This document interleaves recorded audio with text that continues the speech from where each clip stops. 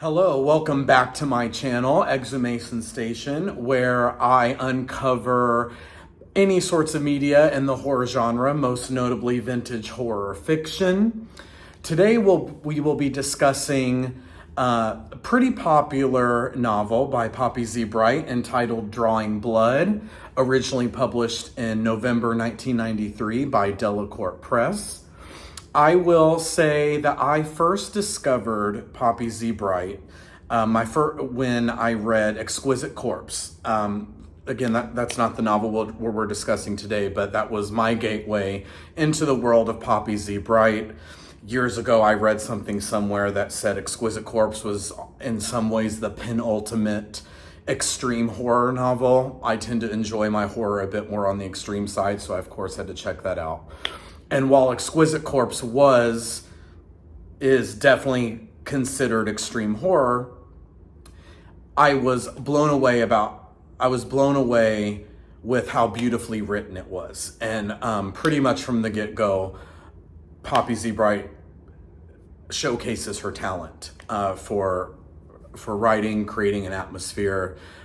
So over the years, I have started to compile other works of hers. It is very taste specific, which I'll get into a bit later. So it's the type of thing that I read it, I enjoy it, I love it, but then I need a break from it and I need to shift to something different. So I have not worked through Poppy Z. Brite's work as quickly as some other authors, but I recently read Drawing Blood, and that's what we will be discussing today. Most of the novel takes place in the early 1990s, I believe 1992 or so. However, the book opens in the 1970s when one of our two protagonists, Trevor McGee, is a young child. I believe he is about 8 or 12 years old, if I remember correctly. Regardless, he's a child. He is in the car, in the back seat with his younger brother, and his two parents are in the front seat. They are driving through North Carolina at the time, and their car breaks down in a small town called Missing Mile. And we find out pretty quickly that the family does not have a lot of money. Trevor's father is a comic book artist, but he has recently fallen on hard times. He has some mental issues going on, which will definitely present themselves later, but it has kind of affected his ability to work. It's affected his motivation and his passion for creating art. So the family is not doing very well financially at this time, and when their car breaks down in Missing Mile, long story short, they end up staying there somewhat permanently. They find a house to rent and kind of set up shop there temporarily. As the family's life in Missing Mile starts to kind of settle, in an effort to bring in some money, Trevor's mother takes a job modeling for an art class at a nearby university. It's nude modeling. Her husband is not really crazy about this, but they can't deny the extra money, so she proceeds with this job. As they live in this house, Trevor's father succumbs to his developing alcoholism, tries to create art. It's not going very well. And one day, Trevor's father presents him with a drink. Turns out he has drugged his son to sleep very deeply. And during that night, Trevor's father brutally massacres the entire family, but spares Trevor for some reason. This is something that haunts Trevor for the next few years. But Trevor, little boy Trevor, wakes up the next morning and he sees the aftermath of his family's murder. I think it's an effective decision that Brite made when it comes to, we as the reader are not present for the murder, especially given the author's history and ability to handle extreme horror. I thought it would have been a very easy decision for her to make to include the murder scene in the book, but we don't. We don't see that at all. I think that's a lot more effective because the next morning Trevor wakes up and finds the aftermath of his family's murder, and again he is left wondering why he was spared.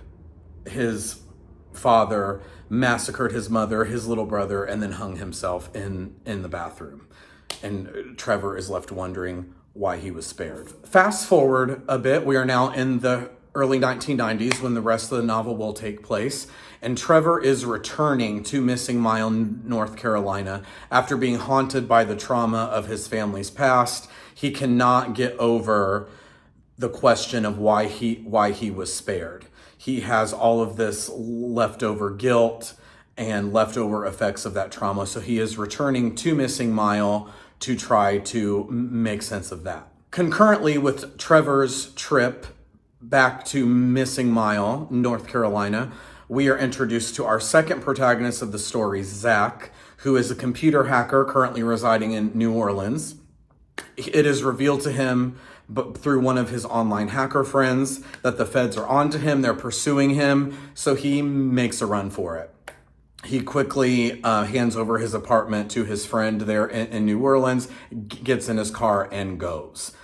He ends up, through a series of events, in Missing Mile, North Carolina. Him and Trevor meet. They immediately have this attraction. They immediately fall in love. And they both sort of tackle the residual trauma that the house is holding on to from that family's murder. As Zach and Trevor start to explore the house where the murder occurred, where Trevor was present when his family was murdered, they encounter certain supernatural events and occurrences that kind of blur the line between memory, reality, and sort of force both of them to confront this residual evil. We'll leave the synopsis there to keep it free of spoilers, but we will discuss what I loved about this novel. I have a really, really big problem with it that I almost couldn't get over, which I'll get to later in the video, so stay tuned for that. But first and foremost, what I enjoyed and what I have enjoyed about everything by Poppy Z. Brite is the writing, the painting, the picture, the atmosphere that is created is something that I have to admit is missing from a lot of horror fiction. And there's a time and a place for a quick, easy read, a quick wham bam, thank you ma'am horror story, but there's nothing like diving in to a work that truly creates an atmosphere. And for example, I have a couple excerpts here that really stuck with me, just to give you some examples. This quote here is when we're with Zach while he's still in New Orleans, and it says, "But today he descended the stairs to the sidewalk, pushed the iron gate open, and drew in a noseful of the human air as if it were perfume. And it was of a sort. It felt like wet cotton in his lungs, but it carried the fragrance of the quarter, a heady melange of thousands of odors, seafood and spices, beer and horse shit, oil paints and incense and flowers and garbage and river mud, and underlying it all, the clean crumbling smell of age, old iron, softly sifting brick, stone trodden by a million feet, recording the infinitesimal imprint of each." Now, come on, a lot of us have been to New Orleans, have experienced the French Quarter, and I have not read anything that has kind of wrapped up the feeling and the vibes of the French Quarter as much as that, especially when it comes to the humid air, and it's written, felt like wet cotton in his lungs. If you've been in humidity, there's no better way to explain how that feels. So I just could not get over, and this was pretty early in the book. This was on page 42. So I knew I was in for not only a good story, but a beautifully crafted one. This next quote is very short. It is during Trevor's very introspective time when it comes to revisiting this old house where his family was murdered. And the quote simply says, "We get to the places where we need to be." As I age, I find that to be so true. Looking back on our lives as just a series of decisions, sometimes positive ones, sometimes mistakes, but our lives are just a series of decisions. And at the end of it all, I feel like we get to where we need to go. And I'm at a point in my life that's ringing very true to me. So when I read this in Drawing Blood, it really kind of stuck with me. Now, as is the case with the works of Poppy Z. Brite, there is a romance element, which I'll discuss here in a moment. But part of that romance element is the dangers of love are explored. And this quote here: "The second you make yourself vulnerable to someone, they start drawing blood." Maybe a little corny because it pulls in the literal title of the novel, but couldn't find that to be more true. Again, as I age, certain relationships come and go. You do make yourself very vulnerable when you truly open up to someone. And that's perfectly summarized there with that quote. And lastly, this quote really stuck with me because I'm spending some time away from home currently. And while I was reading this, and this quote is when there's a point in the novel where Zach, the hacker from New Orleans, he's met a bar owner and some of the patrons of that bar, and he has gotten himself involved with a band that's playing this certain night, and he's going to be performing. So on the subject of music, and talking about Zach, it says he had never been able to stand Cajun music when he lived in New Orleans, but singing this song here in this club was like going home again.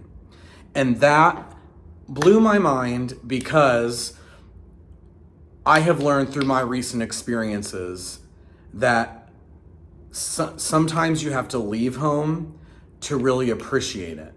And since I have left my home state, my hometown, I have a newfound appreciation for it. And I've never been more proud of that. And whenever I do go back, there is this overwhelming feeling of being home again and being with my people. So that quote really spoke to me. All those quotes aside, again, those were just my specific highlights, but this book does not fail to present itself as a beautifully written literary horror novel. So aside from Drawing Blood being beautifully written with those examples I just shared, I mentioned at the beginning that a very specific point I really appreciated was the author's ability to hold back in certain ways to make the story more effective.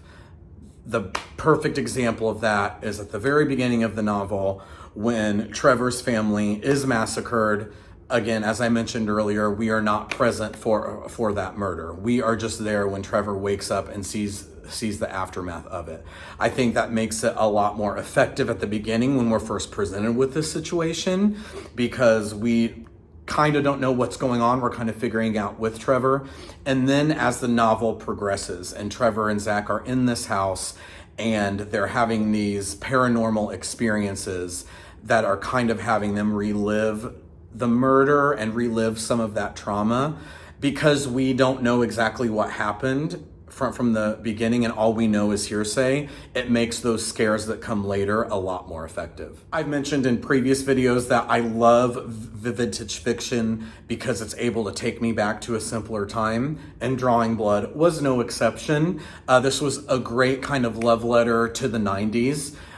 It makes itself quite evident when we're getting to know the character Zach, who's the computer hacker, and the author goes into great detail, not too much, so don't be wary of that, but goes into great detail about his hacking activities, the way he does certain things, and it was pretty interesting to read about the kind of the infancy of the internet and hacking from the perspective of the 90s. It's no secret that a large element of Drawing Blood is romance. Trevor and Zach end up meeting and falling in love. I knew that was going to be a part of the story going into it. But once it starts happening, it is so unrealistic, I almost couldn't stand it. Trevor and Zach meet that day. They hook up, which is fine. I'd say that's very realistic. But then by the next day, they are immediately in love. immediately like buying things for this dilapidated house they're living in together. Trevor gets jealous of Zach when he meets another cute boy. They're talking about living together forever, and there's all of this flowery dialogue of, I'm not ever going to leave you. I want to take a midnight tour of your nightmares and fantasies. And it's just, maybe I'm getting too old and jaded, but I really couldn't stand it because it was so unrealistic. Again, it did not take away from the story. I enjoyed this novel. It's one of the best reads of the year so far for me. But it was so unrealistic that I found myself cringing. And often, if it was a romantic part coming, I would kind of skip a couple pages forward because it was just so unrealistic. And it felt like the author was kind of pandering to this audience of people who are starving for love. And I know that's part of the reason why these novels are so popular and why the romance genre of fiction is so popular, because people are missing that component in their lives. And so they love to read kind of the fantasy of it. So again, I knew those things. I knew in the forefront of my mind, I knew that this was just a fantasy, but because it was so unrealistic and I'm just not a fan of romance, it was really hard for me to work past that. My other main complaint about Drawing Blood was that the kind of grungy counterculture aesthetic of these characters was taken a bit too far, again, just like the romance, kind of into an unrealistic place. For example, when Zach and Trevor have intimate time at the house, keep in mind they're in a dilapidated house. It does have electricity, but it does not have air conditioning. And we are talking about summer in North Carolina. It's hot and sweaty. It is oftentimes in the novel, Trevor and Zach have their time together in the house. They immediately they have sweat and other fluids on them. They just get up. They don't shower because there's no hot water in this place. They don't shower. They just kind of throw their clothes on and go out shopping, and then they'll go to this bar. And it was really kind of disgusting. The sex scenes themselves were fine. I didn't have a problem with that. I'm not a prude in that sense. But when it came to the aftermath, I found myself being a little bit grossed out that they just kind of don't care, don't shower, and just kind of go about their lives. And I understand that this work, as well as others by Poppy Z. Brite, focus on kind of the people who are below, kind of not below, but who subvert mainstream society, kind of dealing with that counterculture element. But just because you're an alternative person does not mean you're dirty or grungy necessarily.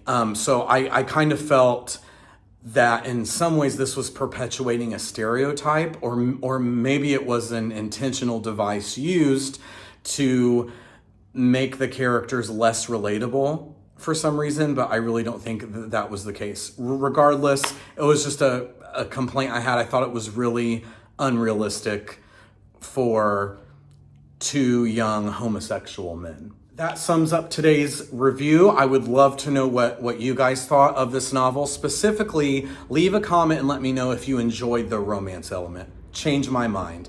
Maybe I'm a jaded 30-something. Maybe I am thinking about it wrong. I would love to hear alternative opinions, especially about the romance element, but just about others. Did you enjoy Drawing Blood? Is this your favorite by Poppy Z. Brite? What others should I check out next? I would love to see your input. As always, if you enjoyed this, please like and subscribe, as well as following me on Instagram. That's @Exhumation Station. A link will be below. And until next time,